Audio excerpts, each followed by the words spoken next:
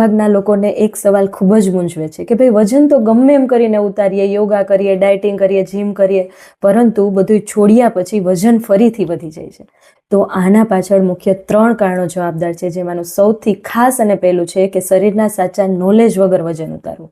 એટલે કે ફક્ત સ્કેલ પર નંબર ઘટાડવા પર ફોકસ કરવું.